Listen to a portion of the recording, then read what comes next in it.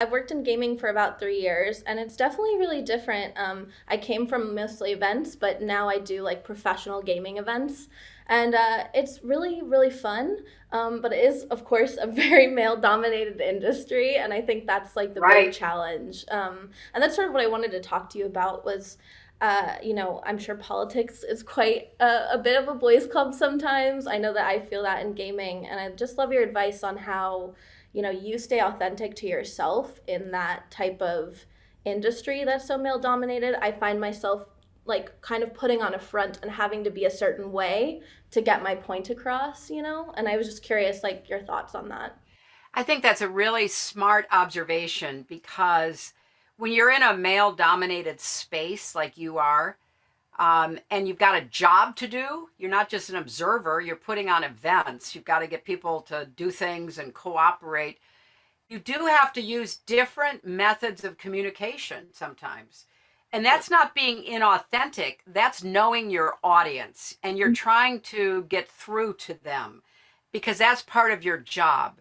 So I think if you are doing it in pursuit of getting your job done, you can definitely remain authentic. And Mhm. frankly, as you get to know more of the people involved and as they get to know you, you can also display a little bit more about who you are, who Mhm. your authentic self is. I mean, you don't want to tolerate sexist, misogynistic comments, jokes, behaviors. Mhm. And, maybe in some circumstances you just walk away and others you say, hey, come on, that's, we're not doing that or whatever you feel will work, which is true to you. Absolutely. So it's important not to pretend to be someone else or to edit yourself too much, Yeah. but learning how to communicate in different settings isn't that. Yeah. That's a skill. Mhm. So I think you should see it as a skill, but you should always stand up for yourself, defend yourself, and stand up for other women. And that will be also authentic. Yeah. Does I that make think sense? absolutely. I think the biggest thing that I struggle with is that one of the programs that I'm championing is for women to play professional esports, and a lot of men don't see value in an audience in that. So I'm trying to figure out the best way of communicating that it's still valuable and important.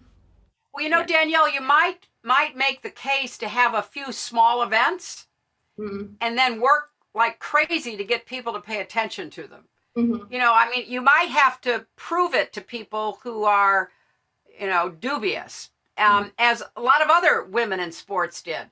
Look how long it took for professional women's soccer players to get anything like the pay that they're entitled to.